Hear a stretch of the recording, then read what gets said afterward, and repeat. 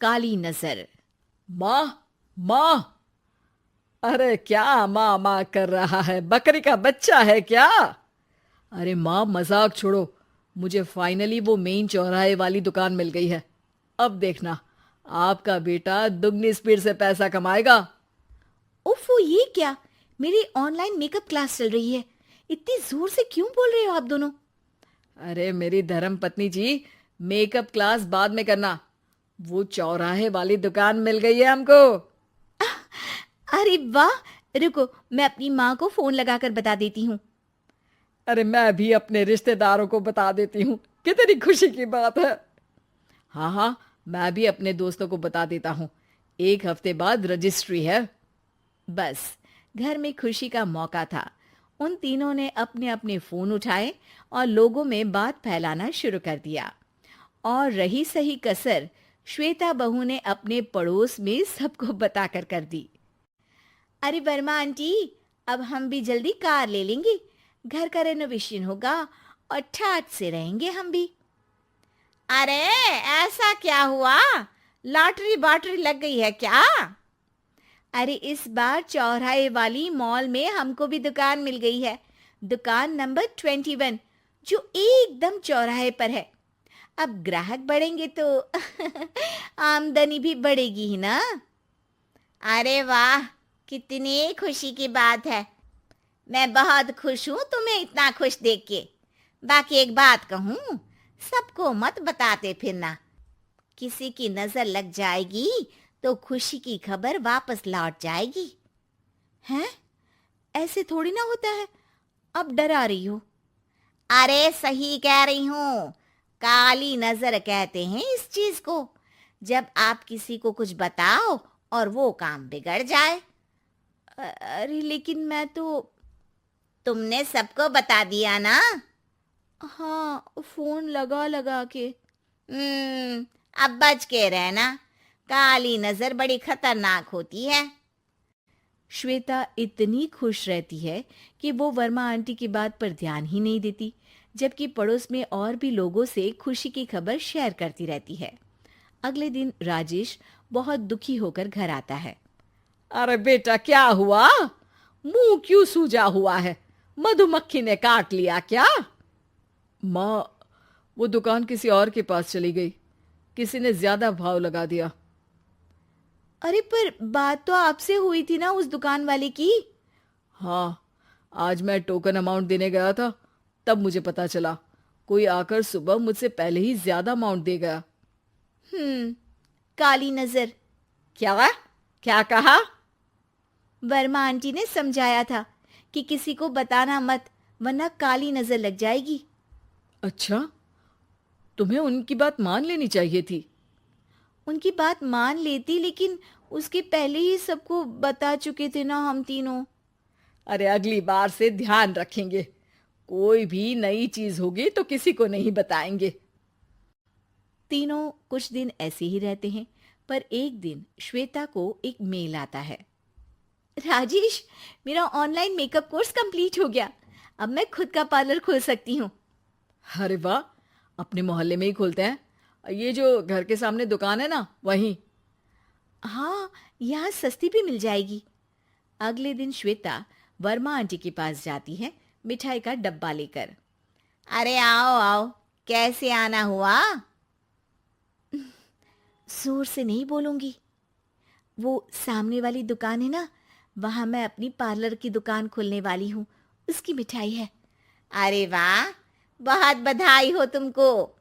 हाँ, मैं कमाने लगूंगी तो राजेश पर पूरे घर का बोझ नहीं रहेगा ना आंटी जी। ये तो है। पर ये बता कि तूने ये बात किसी और को तो नहीं बताई ना? अरे नहीं नहीं, पिछली बार गलती कर दी थी। काली नजर लगी किसी की और राजेश के हाथ से वो दुकान चली गई थी। सबको मत बताना। चलो मैं चलती हूँ, कल दुकान की बात करने भी तो जाना है। अगले दिन श्वेता दुकान के लिए मालिक से बात करने जाती है। अरे लेकिन दुकान तो हम कल रात को ही किसी को दे चुके हैं। कल ही? हाँ, कल ही। 2 दिन बाद कोई यहाँ पार्लर भी खोल लेगा। अब कहीं और दुकान देख लीजिए। अरे पर हमको भी तो पार्लर ही खोलना था। हाँ भाई, एक ही दुकान है, आधी आधी तो नहीं दे सकता ना मैं। राजेश और श्वेता घर पर हताश होकर आ जाते हैं। इस बार तो किसी को बताया भी नहीं था, अब किसकी काली नजर लग सकती है। सुनो, तुमने माँ को बताया था क्या? अरे कैसी बात कर रही हो, माँ की नजर थोड़ी ना लगेगी। पक्का तुमने किसी को नहीं बताया था ना?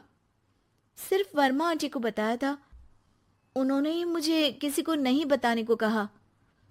अरे यार, तुम भी सही हो, मेरी माँ को नहीं बताने को कह रही हो, पर वर्मा आंटी को बताना तुम्हें जरूरी लगा। अरे वर्मा आंटी ने ही तो काली नजर के बारे में बताया था ना, वो हमेशा हमारा भला ही तो चाहती है। मेरी माँ भी हमारा भला ही चाहती है। अरे पर चिल्ला क्यों रहे हो? बात नहीं कर सकते क्या आराम से? नहीं आता वो आराम से बात करना, और करना भी नहीं चाहता हूं मैं। दुकान जाने का दुख गुस्से में बदल गया था और राजेश और श्वेता में बात बंद हो गई थी। 2 दिन बाद मोहल्ले में पार्लर का इनॉग्रेशन हुआ, जिसमें मोहल्ले के सभी लोगों को बुलाया गया, पर श्वेता, राजेश और माँ नहीं जाते। माँ, अंदर आ जाओ, क्या देख रही हो? अरे नया पार्लर देख रही हूं अपने आंगन से। देखो, माँ को दूसरे का सुख देखने में कितना मजा आ रहा है, मेरा दुख नहीं दिख रहा इन्हें। यह मेरा पार्लर भी तो हो सकता था। अरे चुप रहो यार, हर बात में लड़ाई क्यों ढूंढ रही हो? राजेश और श्वेता फिर बहस करने लगते थे।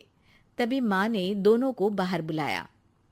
अरे जरा देखो तो, दुकान चलाने वाले का बोर्ड पर नाम क्या लिखा है? श्रुति वर्मा। गाड़ी निकाले बेटा, हमें कहीं जाना है। काली नजर का इलाज कराने? राजेश अपनी बाइक निकालता है। तीनों ट्रिपलिंग कर रहे हैं। माँ राजेश को उस मॉल वाली दुकान पर लेकर जाती है जहां राजेश अपनी दुकान खोलने वाला था। यही दुकान लेना चाहता था ना तू? हाँ, पर इनको भी दुखी करने लेकर आई हो क्या यहाँ पर दुकान दिखाकर? वहां काफी नहीं था? अरे श्वेता, थोड़ा सब्र रख, अभी पता चलेगा कि हम यहाँ क्यों आए हैं। बता, इस दुकान चलाने वाले का नाम क्या है? अनुपम वर्मा। कुछ समझ में आया? वो दुकान वाली श्रुति वर्मा, ये दुकान वाला अनुपम वर्मा, और हमारे पड़ोस में हमने उस दुकानों के बारे में बताया किसको था? अब वर्मा आंटी को। मतलब वर्मा आंटी ही हमारा काम बिगाड़ रही है? नहीं नहीं, ऐसा नहीं हो सकता, ये बस इत्तेफाक है। राजेश अपना फोन निकालता है और श्रुति वर्मा और अनुपम वर्मा के नाम फेसबुक पर सर्च करता है, जहां ये दोनों ही वर्मा आंटी के रिश्तेदार होते हैं। श्वेता को समझ में आ जाता है कि वर्मा आंटी की ही नजर खाली नजर है। अब क्या करना है? कोई भी खुशी की खबर हो तो काली नजर से बचना है, यानी वर्मा आंटी से बचना है। अरे पर मुझे ये समझ में नहीं आया कि वो हमारे साथ ऐसा क्यों करेंगी। अरे बेटा, एक सीख है, दूर के आदमी को आपकी तरक्की से कम परेशानी होगी, पड़ोसी को ज्यादा। दोनों माँ की बात में हामी भरते हैं और अगला काम चुपचाप करने की कसम खाते हैं, ताकि आगे से वर्मा आंटी कोई काम ना बिगाड़ सके।